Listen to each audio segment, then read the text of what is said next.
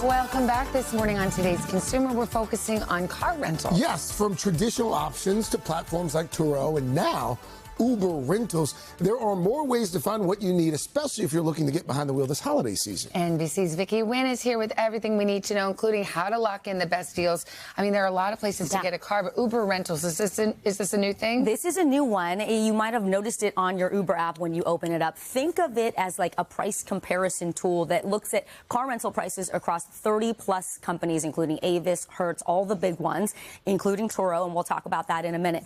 But what's cool is you can book directly on the app once you find a car that fits your budget and your time frame. If you are a member of Uber One, this is that new service. It costs about $10 a month. You'll actually get 10% back to use on future rides or even Uber Eats. So let's say your rental costs $300 for 3 days. You'll get $30 back to use towards future rentals, which is super helpful, very convenient. What's the difference between some of these like price comparison sites and booking directly?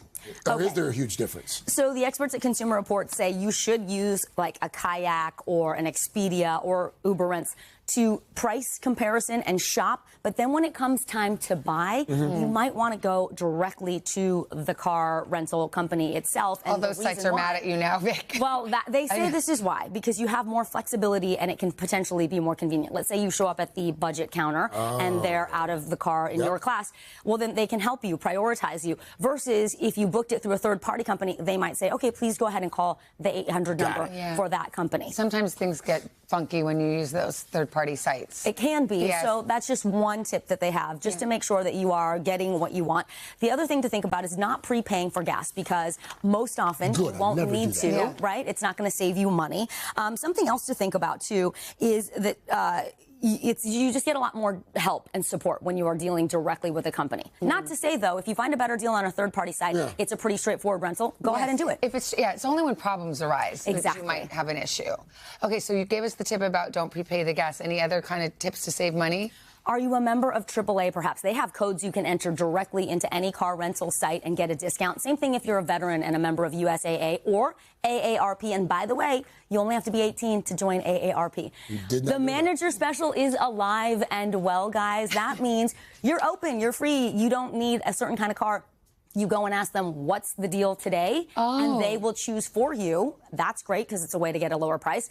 Using those tools on Kayak, for example, you can often pre-book, but you don't have to pay until the last moment. So you put a price alert on it. If it drops below, then you get an alert, you cancel your original reservation, and you can go back and rebook at the lower price, which is also important. And then also think about Turo. So this is the one that I think people aren't aware of. It's like Airbnb for car rentals, meaning you're renting peer-to-peer. So you can get usually a lot nicer car because it's someone's personal car. But you've got to figure out how to meet them, where to drop off the car. Yeah, is it safe? And if they have an issue, they don't have a whole fleet. It is safe. I mean, it's a whole app. It's just kind of like Airbnb, right? There are regulations, there are guidelines in place. They make sure that they background check everyone. But it's a little dicier because they don't have 100 different cars to choose from.